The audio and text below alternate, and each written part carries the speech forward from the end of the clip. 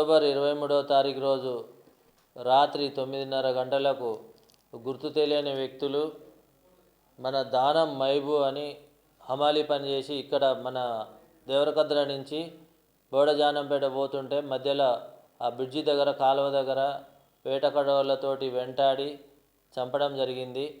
ఆ కేసుని దర్యాప్తు చేస్తుంటే అంటే దాదాపు కంటిన్యూగా దర్యాప్తు చేస్తుంటే చిన్న ఆధారం దొరికితే ఆధారాన్ని పట్టుకొని మా సిఐ గారు భూత్పూర్ సిఐ గారు రామకృష్ణ, ఎస్ఐ గారు నాగన్న వాళ్ళ టీము ఈరోజు ఒక హనుమానతిని తీసుకొని వచ్చి ఇంట్రాగేషన్ చేస్తే అతను చెప్పింది ఏంటిదంటే హనుమన్న వాళ్ళ తమ్ముడు భార్యను ఇల్లీగల్గా ఈ మైబు వాళ్ళ కొడుకు అనిల్ కుమార్ ఊర్లో అందరిది ఒకటే ఊరు అక్రమ సంబంధం పెట్టుకున్నాడంట. ఆ అమ్మాయితో లక్ష్మమ్మతోటి అక్రమ సంబంధం పెట్టుకుంటే ఆడ చిన్న గొడవ అయ్యి అప్పుడు ఆమె వాళ్ళ తల్లిగారింటికి వెళ్ళిపోతే మళ్ళీ ఊర్లో పెద్దలు అందరు కలిపి మళ్ళీ ఆమెను తీసుకొచ్చి ఊర్లో పెట్టి సంసారం చేస్తుంటే మళ్ళీ అనిల్ కుమార్ అంటే మైబు కొడుకు చనిపోయిన ఆయన కొడుకు ఆమెతోటి అక్రమ సంబంధం కంటిన్యూ చేస్తుంటే అది తట్టుకోలేక ఈ రాఘవులు సూసైడ్ చేసుకొని ఆత్మహత్య చేసుకొని ఉరేసుకొని చనిపోవడం జరిగింది.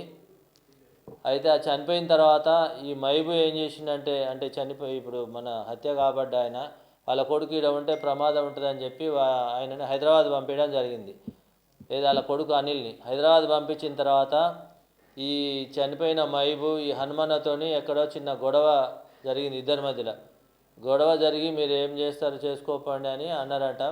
మీ సిస్టర్ కూడా ఉన్నారు, అది చేస్తాం ఇది చేస్తామని చెప్పి ఏదో తిట్టిండంట. తిడితే దాన్ని మనసులో పెట్టుకొని ఈ హనుమన్న ఏం చేసిందంటే హనుమన్న ఈ చిన్న రాముల్ని పరిచయం చేసుకొని అంటే వీళ్ళు పరిచయం ఉన్నారు, వీళ్ళందరూ అంటే ఆటోలో తిరిగేవాళ్ళు, వీళ్ళిద్దరు కలిపి ఒక రౌడీ షీటర్ అంటే గొల్ల మల్లేష్ తండ్రి పేరు కృష్ణ రౌడీ షీటర్, ఈ దొడ్డలోనిపల్లి రౌడీ షీటరు ఆయన దగ్గరికి వెళ్ళి ఈ విషయం మొత్తం చెప్పి వాళ్ళ తండ్రిని కానీ కొడుకుని కానీ ఎవరినో ఒకరిని చంపాలి అని ఈ విషయం మా తమ్ముడు చనిపోవడానికి వీళ్ళిద్దరే కారణం కాబట్టి వీళ్ళిద్దరిలో ఎవరినో ఒకరిని చంపాలనే ఉద్దేశంతో ఒక హత్య కుట్ర ప్లాన్ వేసి అక్కడ 3,90,000 అంటే మొత్తం 8 లక్షలకు మాట్లాడుకుంటే ఏం చేసినట్టు ఈ గొల్ల మల్లేష్ ఇంకొక మర్డర్ కేసులలో ఇంతకుముందు మర్డర్ కేసులో ఆశప్ప మర్డర్ కేసులో ఉన్నాడు ఆయన గంజి శరత్ దగ్గరికి వెళ్ళిండు. గంజి శరత్ దగ్గరికి వెళ్ళి ఆయనతో మాట్లాడుకున్నాడు. అతను మాట్లాడుకొని ఫస్టే 3,90,000 తీసేసుకుండు ఈ ఏటు గొల్ల మల్లేష్ వీళ్ళ దగ్గర హనుమన్న దగ్గర తీసుకొని వాళ్ళిద్దరికి గొల్ల మల్లేష్కి అండ్ గంజి శరత్కి ఈ హనుమన్న చిన్నరాములు అనే వ్యక్తులు ఇక్కడ మన దేవరకద్రకు వచ్చి ఆయనను చూపించారు మైబుని.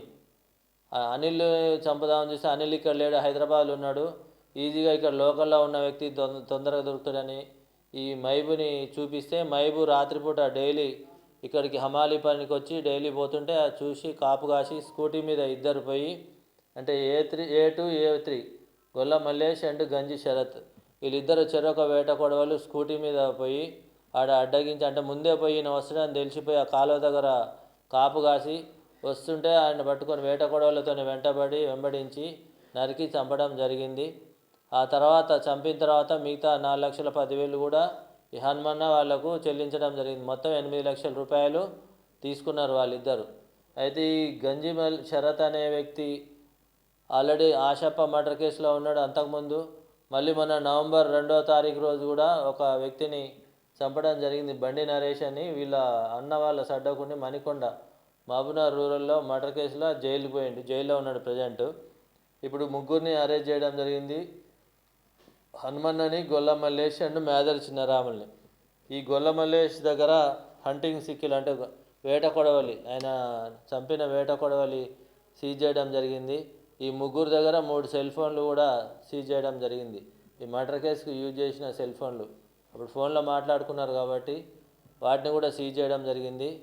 ఈ గంజి శరత్ అనే అతను జైల్లో ఉన్నాడు, పోలీస్ కస్టడీకి తీసుకొని అంటే పీటీ వారెంట్ వేసి ఆయనను కూడా త్వరలో అరెస్ట్ చేస్తాం.